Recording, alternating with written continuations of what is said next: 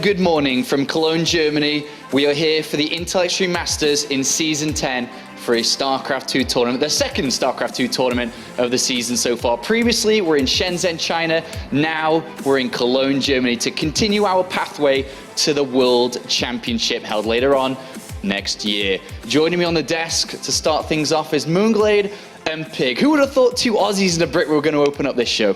No, it's a great thing, man. It's a beautiful thing to be here once again. And yeah, you know, us two Aussies, we failed as pro gamers, so we decided to jump ship to the casting side. And so far, so good. So far, so good, Pig. Second Intel Extreme Masters tournament in a row here on the casting desk. Yeah, man, it's a pleasure getting flown all over the world, treated like royalty. Nice 27-hour flight, 28-hour flight. Yeah, it's beautiful, you know. It's just some time to relax, catch up on some movies. Now I get to come here and watch some awesome StarCraft players. Like, I mean, what more could you want? What more could you want? I mean, maybe if you had Wi-Fi in the airplanes and could continue watching more StarCraft on your way over, Pig.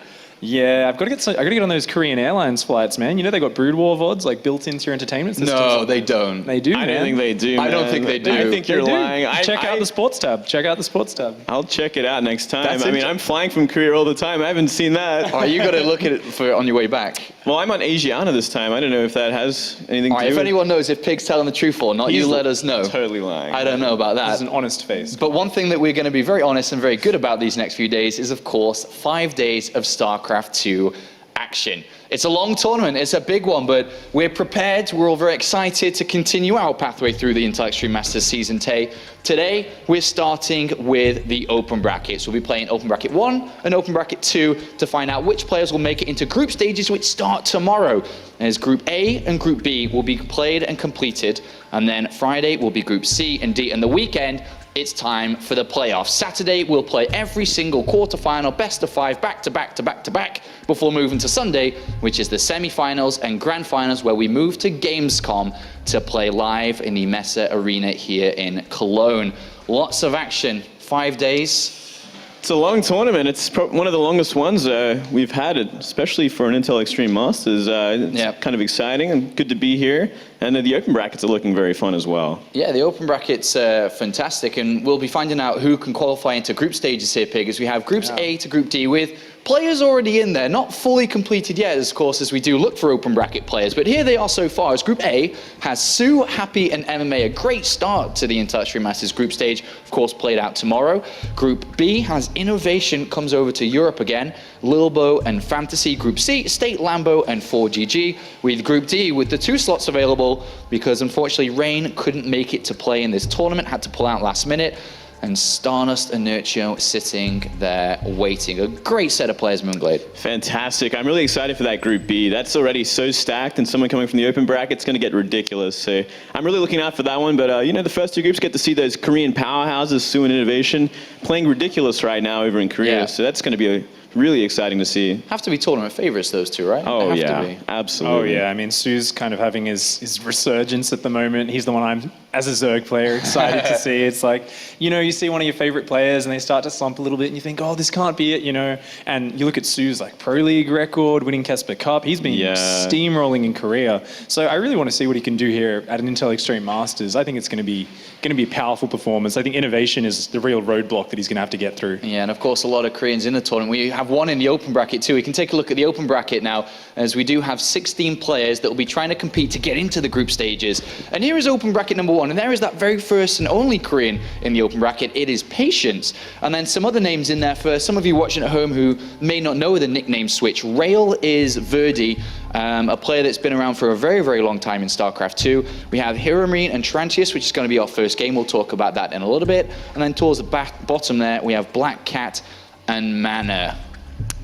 Pretty interesting players. Patience definitely the one favored to get out of that group. He's been doing fantastic lately. We saw him over at DreamHack recently as well. But the second player, it's a bit harder to kind of determine. This is fantastic. I mean, you got Marine, you got Mana.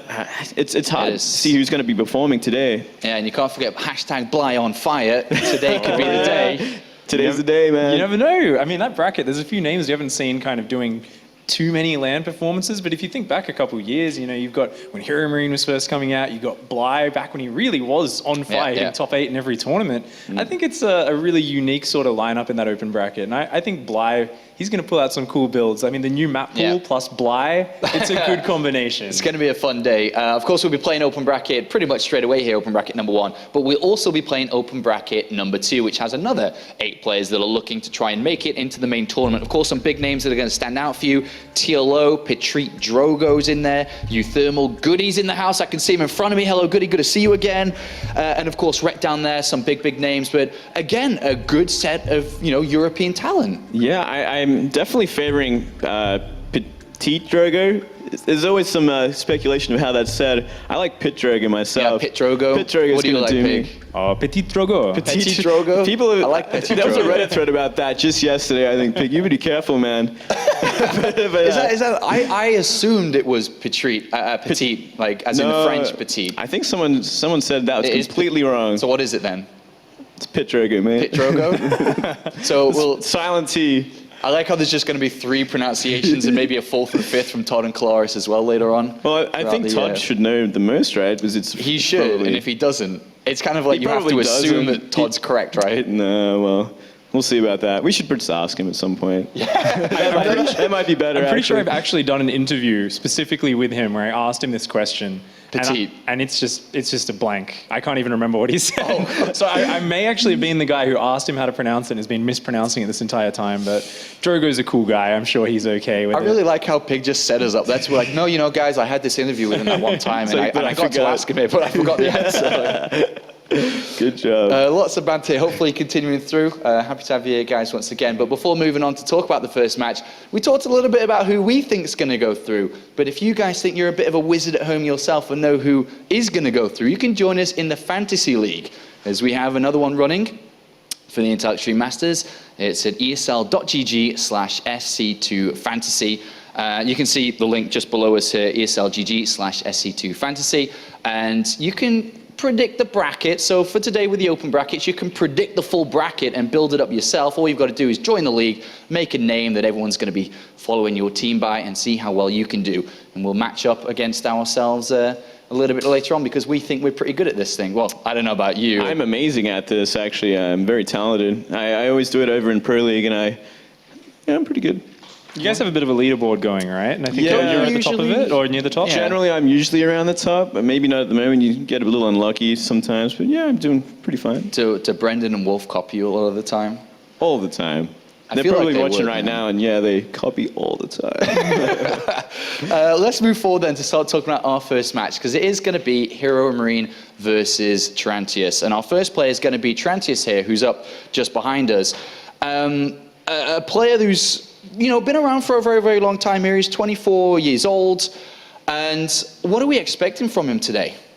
Oh, Tarrantius is a bit of a wild card in that we haven't seen too much of his play recently, but if we look at his match history, he took down Heromarine in a 2-0 just about 1 month ago in Meisterschaft, of course, which is the EPS here in Germany. Very impressive win, and we were just speaking to him just before we went live, and of course we were reminiscing about how we actually met back in 2012 in Singapore, where he was 1 map off making it out of the group stage into the top 8. So he's had a few pretty good runs in the past. Yeah, it's a lot of experience behind him, that's for sure. He's definitely the older player as well, and I mean, with that recent win over his opponent, it's definitely going to put him in a very confident place, as well as playing Protoss. He's never really been as well. I was going to move on to the next point, but I couldn't move forward after that.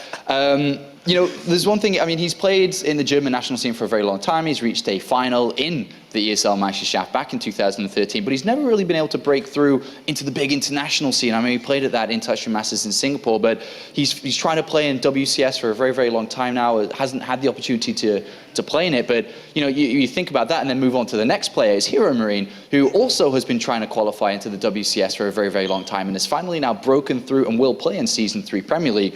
So Heromarine comes into this no doubtably as the favorite between the two of them, despite the recent win that Tarrantius did take from him.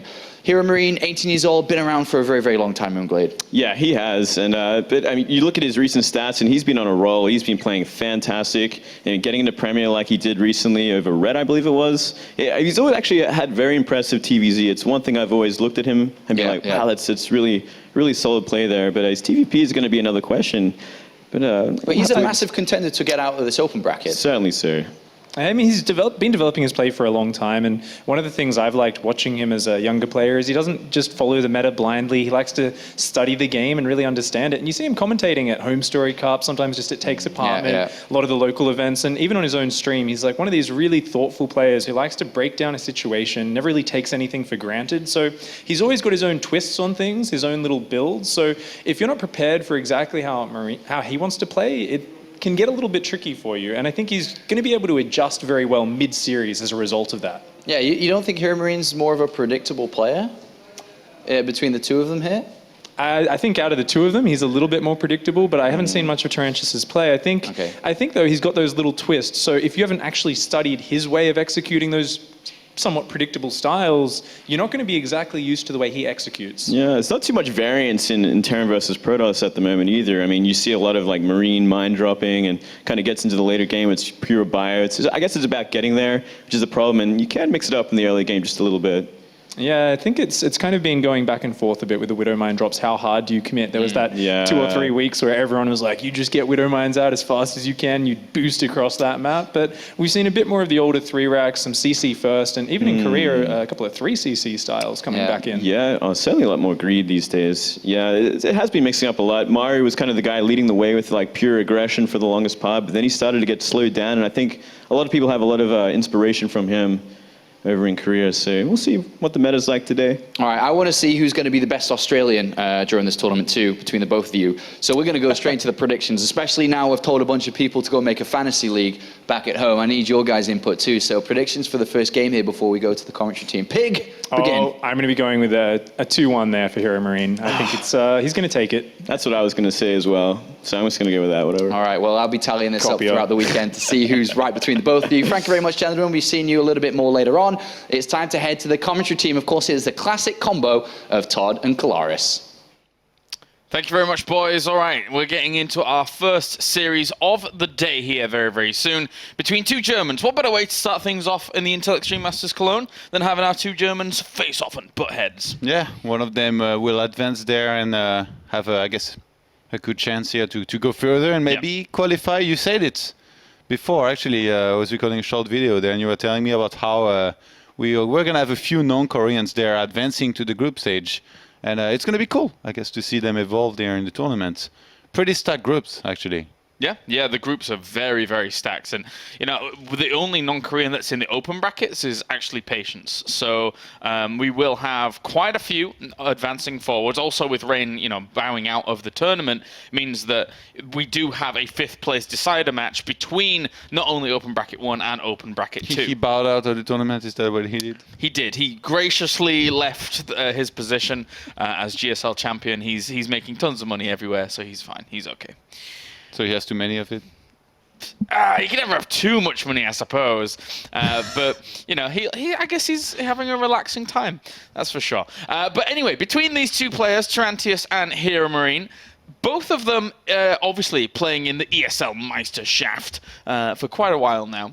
And Heromarine, as much as he did advance a little bit further than Tarrantius in the previous season, actually, you know, Tarrantius was able to beat Heromarine in the weeks coming up here in the ESL Meisterschaft weeklies that they do leading up to the finals. So, you know, I don't think it's as cut and dry as just saying, you know, Heromarine, he's doing very well right now. He's in Premier and he's able to, you know, be the true strong component of all of this. I think there could be quite a close series here.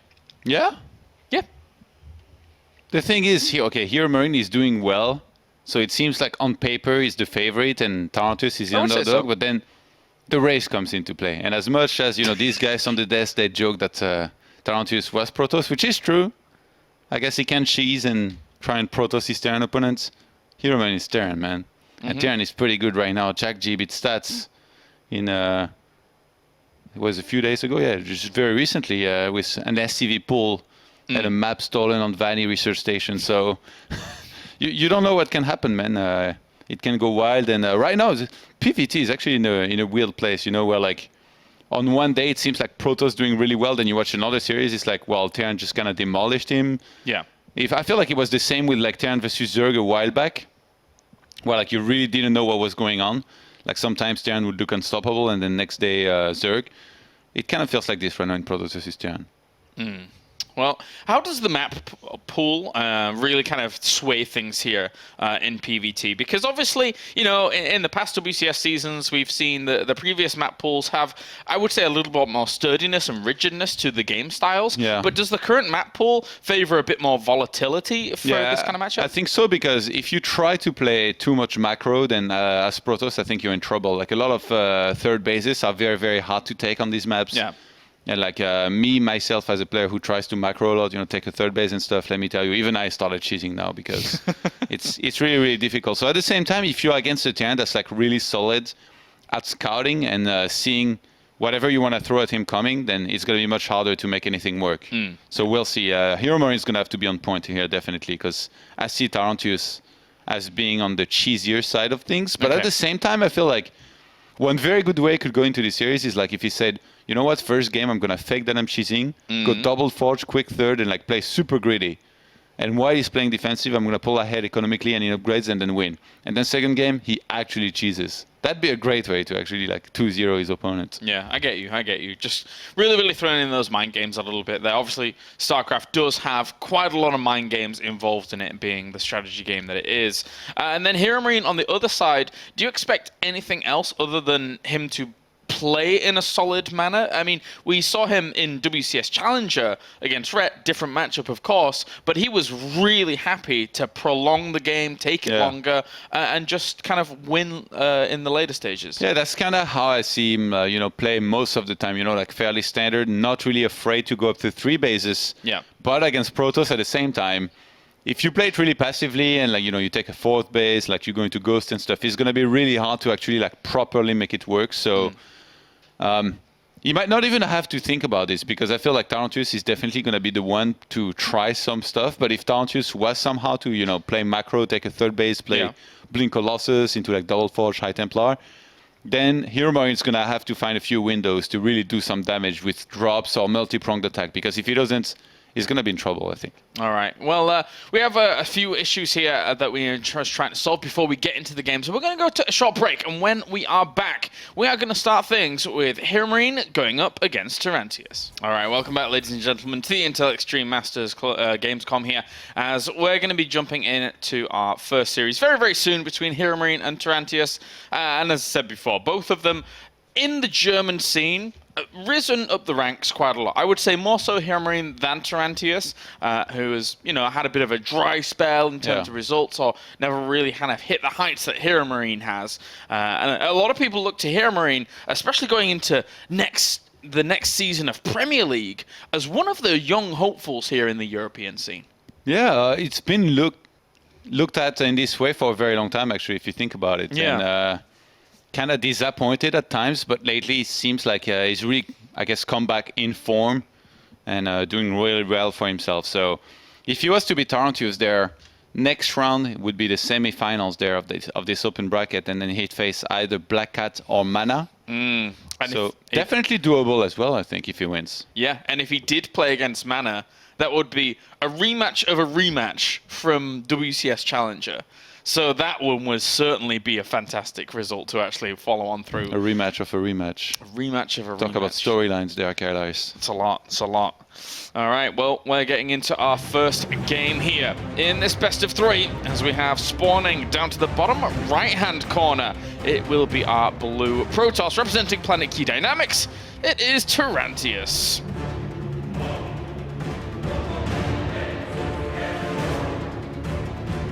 And up to the top left-hand corner, we have our red Terran. Representing Team Mail Sports, it is Heromarine.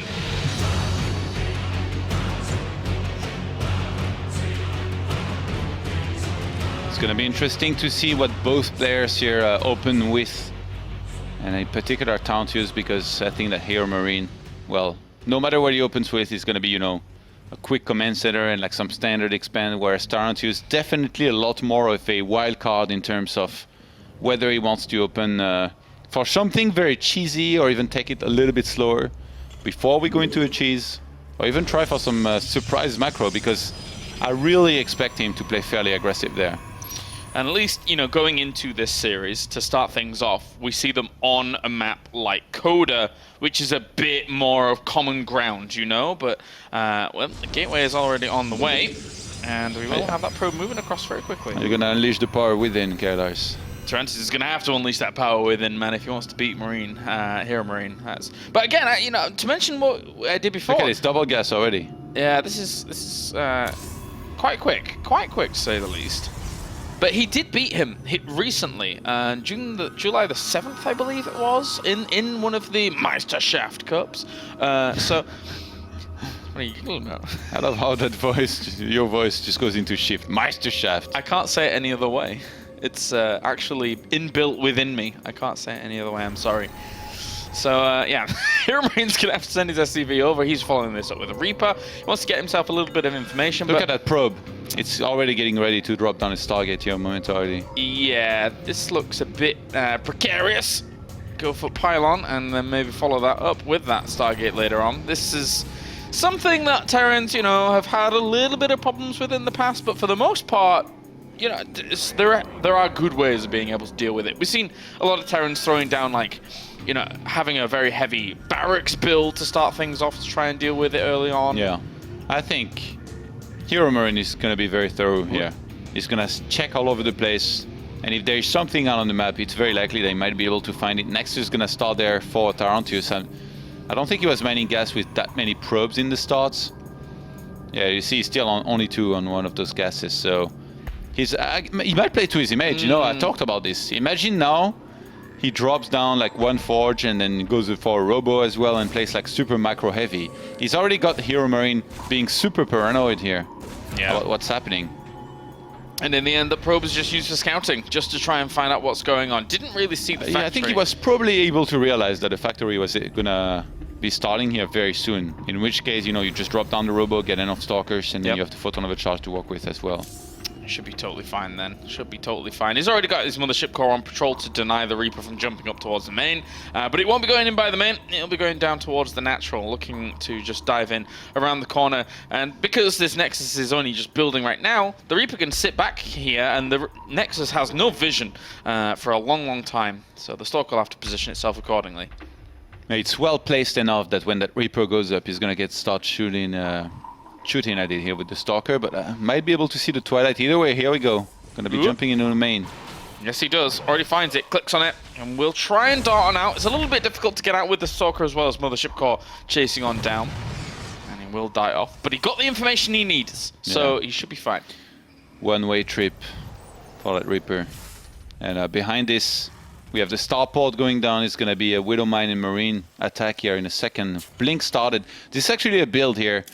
If Tarrantius was to just like drop down a few more gateways and go for a robo, this is a very, very good build that really has come back into fashion and done very well these days. T-Drogo, which is, by the way, how you say it, T-Drogo. T-Drogo? Yeah, it's like a shorter way to say petit. Yeah, it makes sense. Yeah, T-Drogo. Like small Drogo. He did really well recently at Asus in Finland. And the few games that he won against Terran, there was I think 3 series in total or something like that. He beat Keen and stuff. He was playing with that build a lot. Yeah. He was going for a lot of Blink Stalkers, but he was playing aggressively. Like, look, you can already see a Forge going down here for Tarrantius.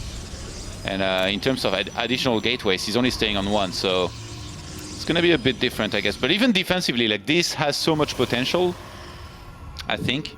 Or getting cannons in the middle lines this early. I used to do this for some time, and like you cannot demolish your own economy doing this. It's so expensive. It's 300 minerals, with which he already should have been starting his gases. Look at this, no gases on the natural. Yeah. You need so much gas against Terran to start everything. Colossus, upgrades.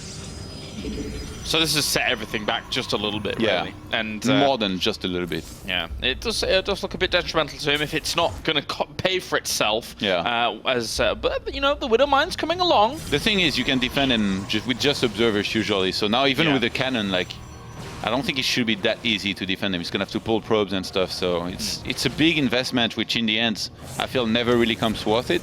Well, he does know his opponent quite well, does Tarrantius, having gone up against Heromarine a lot. Cleans that up very, very efficiently with the tools he has available to him. Doesn't really get anything killed off just there. But yeah, he is losing a lot of mining time. A second gate was already dropped, and I'm pretty sure RoboBay is going to be starting very quickly there behind the Robo finishing. Starts an observer pretty much immediately there. And And there we go with the Robo Bay. He's already got so many probes. I think Tarrantius should drop quite a few more gateways here already. Went up to 48 super fast, so he's well saturated across 2 bases. And we're gonna see racks 4 and 5 here being dropped down.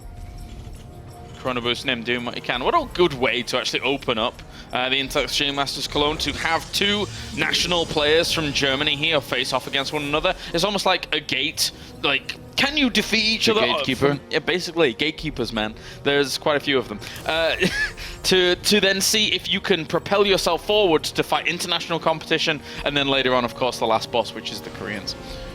Yeah, they definitely are the last boss. Who's the mini boss though? The mini boss? A Frenchman? Yes, yeah. T. Drogo. Small Drogo, right? He's the mini boss. All right, well, Observer's going to head on out towards the middle. Is he going to scan? No, maybe didn't notice, wasn't paying attention. Like, that Observer's going to be able to see that the racks 4th and 5 already started. We should already kind of expect 5 more gates. So he's going up to 7. Wow, that's a lot.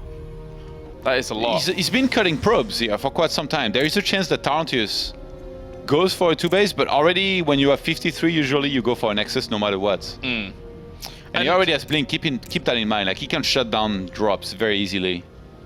Do you think Heromarine at the moment is in a safe spot with the 3rd base being on spot and how it is and how fast it is? As long as he doesn't like steam in and lose everything, I think he's okay. He's just gonna be looking to apply pressure here, stay on the map, delay the 3rd base as much as possible, and maybe do a drop. But look at this. Oh, second starport is already on the way here for Heromarine, which I think is really good, because I don't think that Tarrantius will be cutting Colossus. He will be getting a lot of them, so there is a chance Heromarine might just want to pull SCVs in a moment when he has enough Vikings to deal with this Colossi. I mean, especially if he senses the fact that that 3rd base is late. He doesn't even sense it. He sees it. He knows that it's not there around anytime soon. His army looks quite menacing on his opponent's side of the map at the moment for Heromarine. 75 army supply against 47. So Tarrantius has got a little bit of legwork to be doing here. Even if he fights there, like Terran, you can just spread, no Vikings. Yeah. Even. Whoa. He saw the stalker position. Yeah, you're not supposed to play super aggressive against Protoss on 2 bases, because you already got him confined on 2 bases. Yeah, decides to just drop those, not take the big risk. Of course, Stalker's right spot, but... He's going to do a timing. He never even attempted to take another base. Yeah, he's got 1-1 at the moment. He has something towards... Is that the pylon? I think it might be the probe that's positioned forward. No, across the map, like in front of the... Yeah, okay, so... Yeah, he wants to go for it. He's just started the 4th Colossi there. I think it is. And how many Vikings do we have? 4 at the moment. If he can catch this and kill quite a few, but... Oh, this is great. Heromarine being able to get out there. He's still going to have some map presence. He can counter-attack with this, or he can even sandwich from 2 sides. He's getting 4 Vikings at a time there right now. Tarrantius' timing is going to expire so fast. Oh, gets himself some of these stalkers on the other side of this bush. Whoa, and actually killed one of his own. Oh, Tarrantius, bit of a misclick there. Does kill off some of his own units. He's going to pick up everything and try and get away from this, realizing that the threat is very, very real with these pylons that he spotted on the retreat back. What the hell was that, man? The mutinery. It was, that wasn't the best, but unfortunately for Tarrantius now, he is going to be starting pushing forwards against quite a strong army. Again, 8 Vikings here, and there's going to be a lot more on the way very soon. Heromarine is going to need to split properly there, maybe pull some SCVs as well. If he can defend this, he's going to have won the game, because 3 orbitals... I don't think he can go for the 3rd base, but I guess if it snipes that, there is a chance Tarrantius can macro behind this. But he's already met so many stalkers, he's committed to taking a fight, I think. Yeah, those Does he force fields? Oh, he's going to position pretty well. They already got themselves a Colossus before the Colossi were even able to shoot there. 2nd one ends up going down. This army here for Heromarine is absolutely huge.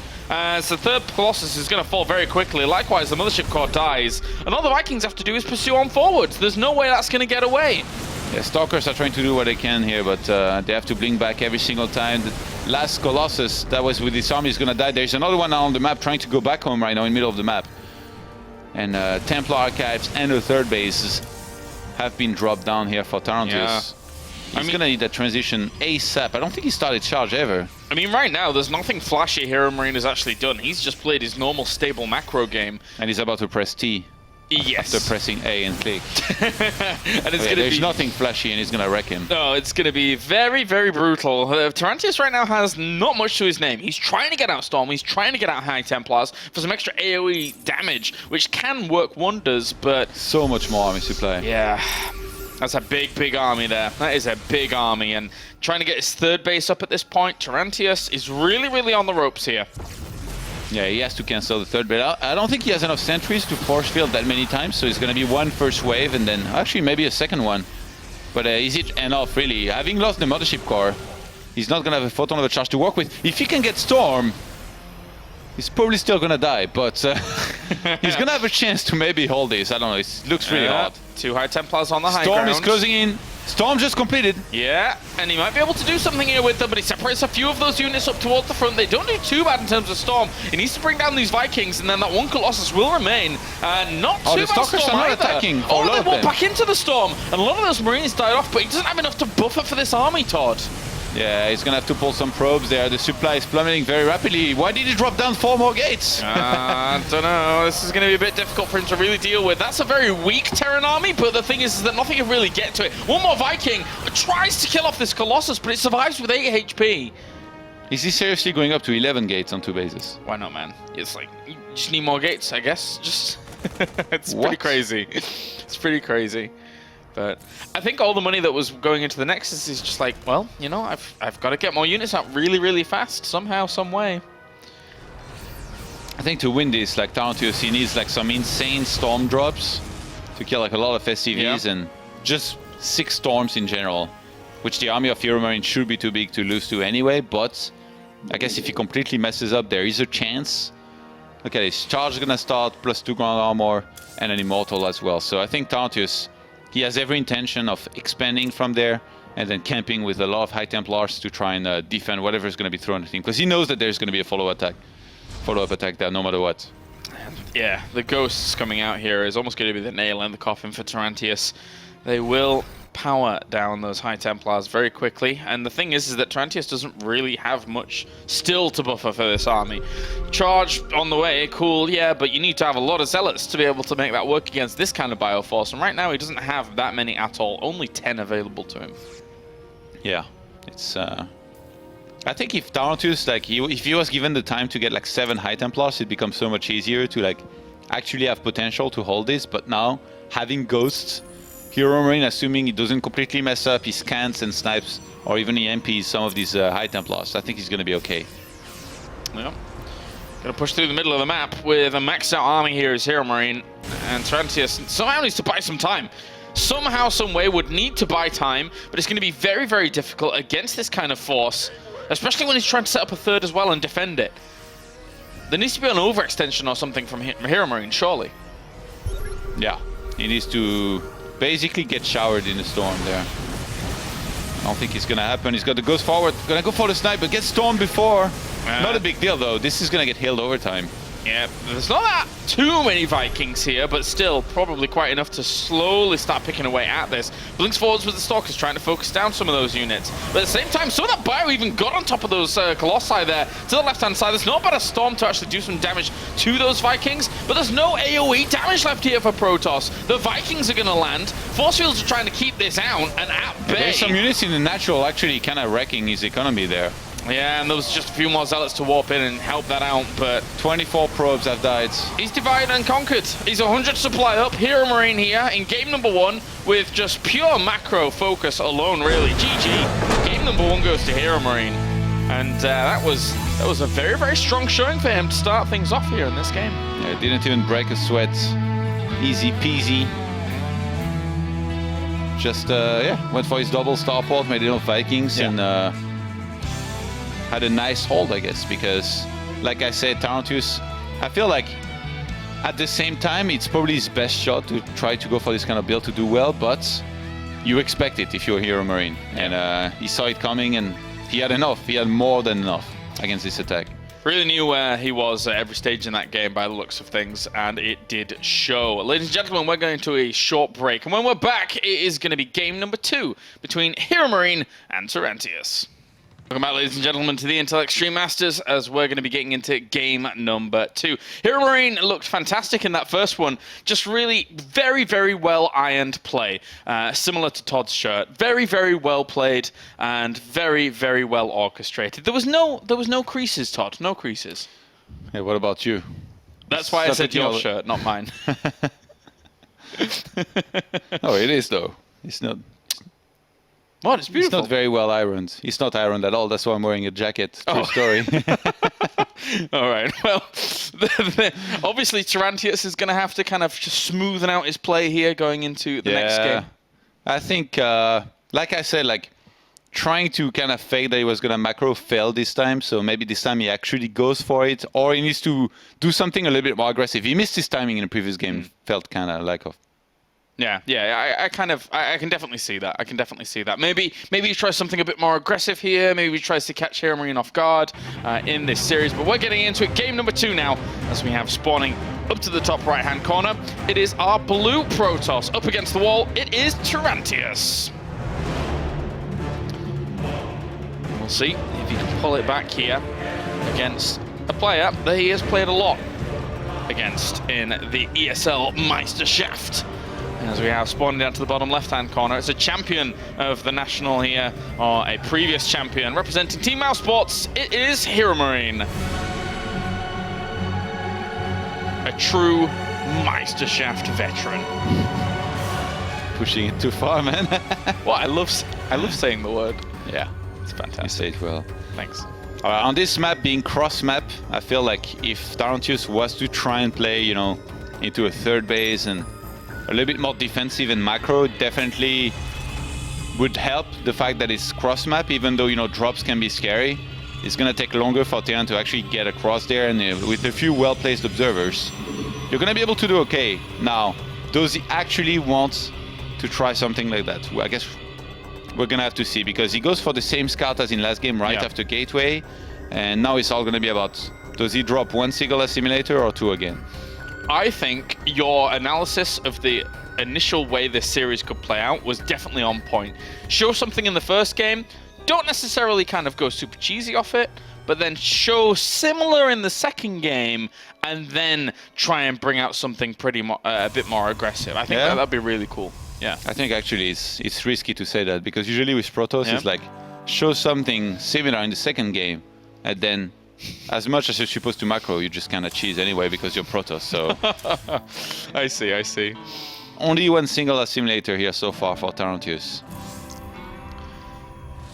He's gonna get a second scout, much like for Heromarine. Oh, I mean, of course, they're cross map. Nobody scouts cross map, almost. Do you think that if Tarrantius had played a bit more greedy in essence? I mean, you brought up the idea of the cannons being quite the investment early on in the previous game. If you think he'd had his robo earlier and just had the absolutely, he missed his timing. Like the third Colossi was out super late. There was already like Vikings being made 4x4. And he just slowed down everything. It was just bad altogether. Like he made way too many probes as well. When you do a 2-base, you need to be on 44, 45, maybe 46. He was on 53 probes. Mm-hmm. So just not a very good build. Okay. And that's coming from me. The true build master. Well, he's already set himself his Nexus before second assimilator, so he's already trying to like cut a few corners here, which can help him out. Well, I mean, this is more the standard build. Yeah. Like usually you don't get second assimilator unless you want to do something special or fake it. And the second probe was sent out, which Heromarine saw with his SCV, and he's gonna find. Oh my, nicely done here by Heromarine to be able to find that. Make sure the location he was sending it to kind of tells me maybe he wanted to drop down a Dark Shrine down there. Double command center behind this, by the way. Like another one just started there for Heromarine, so he's going full greedy. Yeah, and It's even actually pulled off gas for that. This is so hard to play against if you don't know that it's happening. Because if it's happening, you either play super greedy yourself, or you're all in. But in this case, there is no way for Tarrantius to know. He's not going to send his mothership core across the map and see it. He's not going to open Oracle, so he's not going to know. So he's kind of going to play standard, I'm assuming. Yeah. And you fall very far behind economically. And then the Terran just completely outproduces you in the mid game and kills you. That's a really good with point. a lot of units. Because the thing is that even if you eventually get a robo, the observer, especially in these spawning locations, is going to get over there so slowly anyway.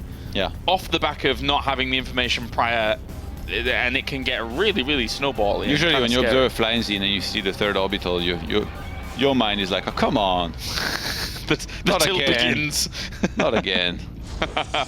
Well, Forge is on the way here for Tarrantius, which, you know, might end up going towards the cannons again. If you see the pylon in the mineral line towards the natural, that's positioned in such a way that I wouldn't be surprised if we actually saw cannons again quite quickly. Yeah. Where's that probe going, though? On the top left-hand side. Is he going to drop down a Stargate there? Because he was going to do that. Like, he sent the probe earlier to that same location, but on the bottom right-hand side instead. I've got it. Sneaky third base. I don't It'd think... be crazy. I don't think you sent it there, but maybe. I was thinking more maybe a Stargate.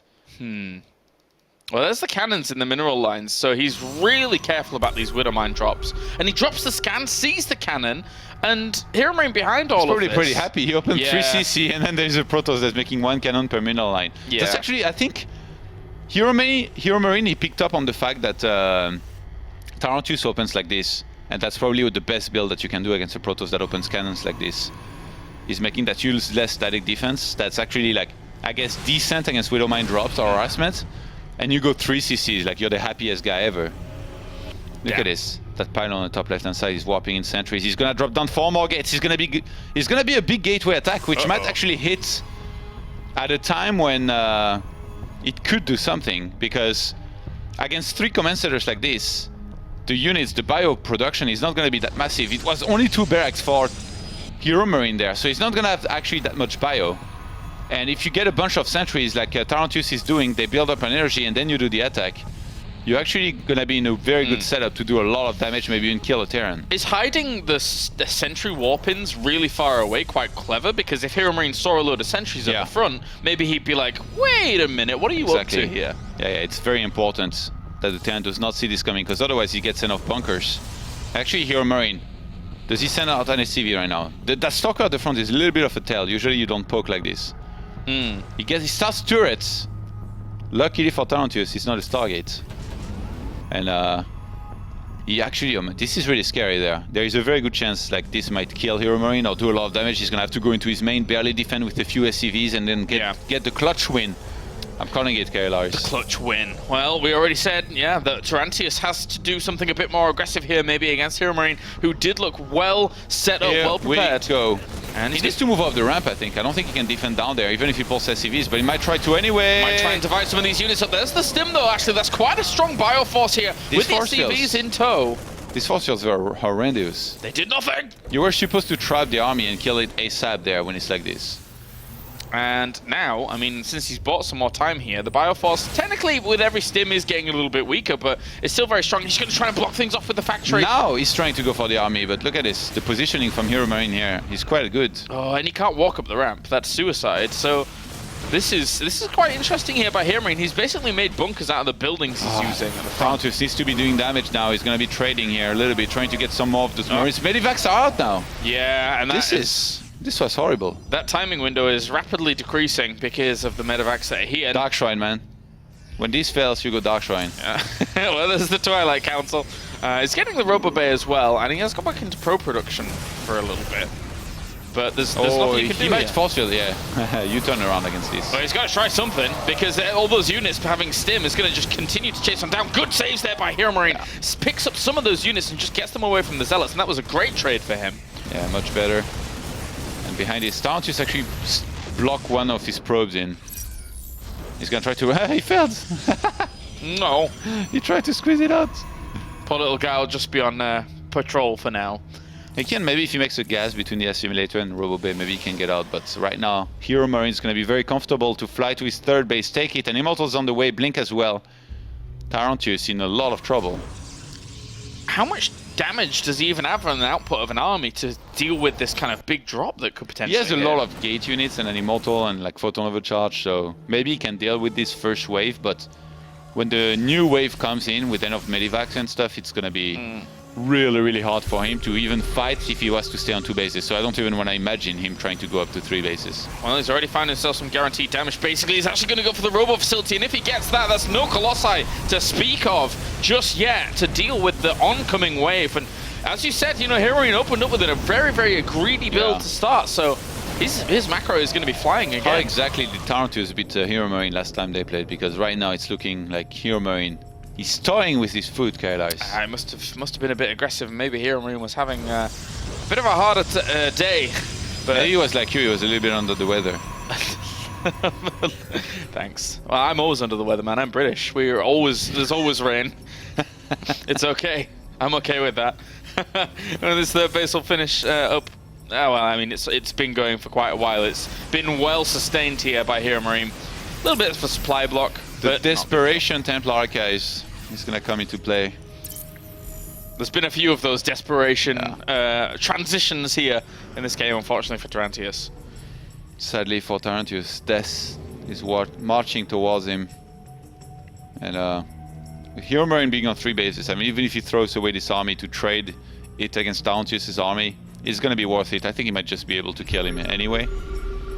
A Colossus just restarted. He sees the army, he just teams in there immediately. He's like, oh, you're dead. Yeah, very little to his name. Even if he tried to hold off against this at the front, these units could easily be picked up here by Heromarine. He's controlling his Northern medevac very, very carefully, just to make sure that he's going to save those units at the front. I don't know why he's pulling back. He's got 4th base on the way. Wow.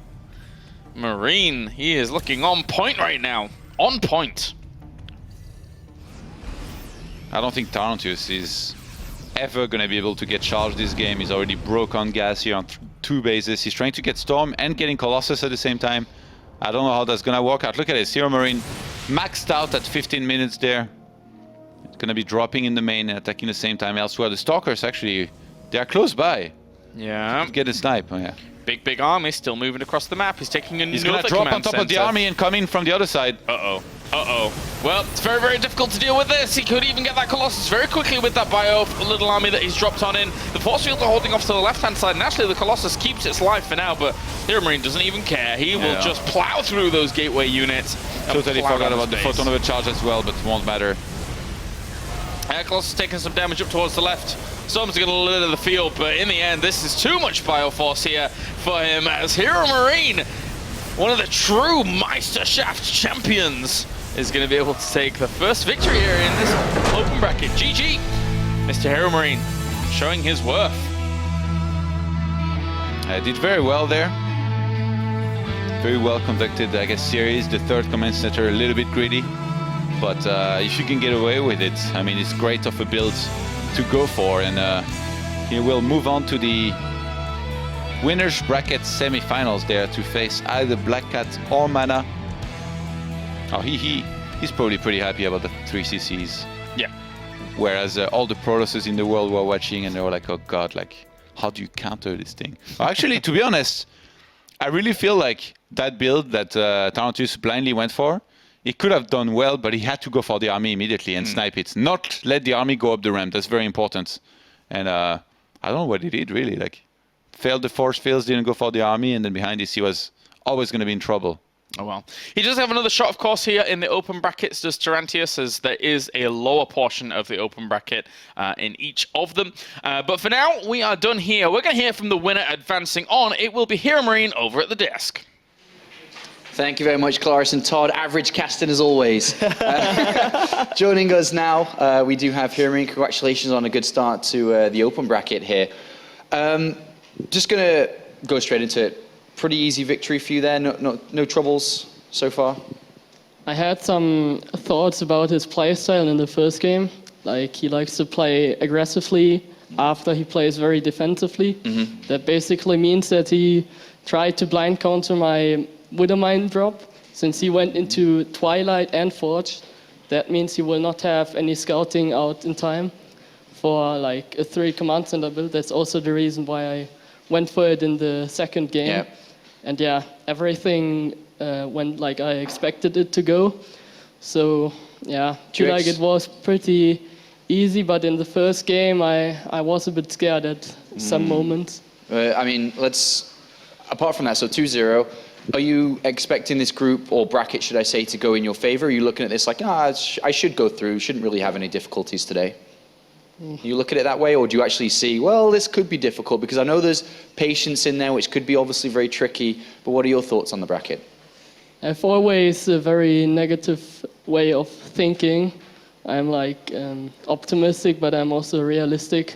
Yep. That means, of course, there's patience, and I have just played him at the Home Story Cup, and I lost very convincingly, so I don't expect to beat him, but I still feel like I can make it into the group stage. Okay.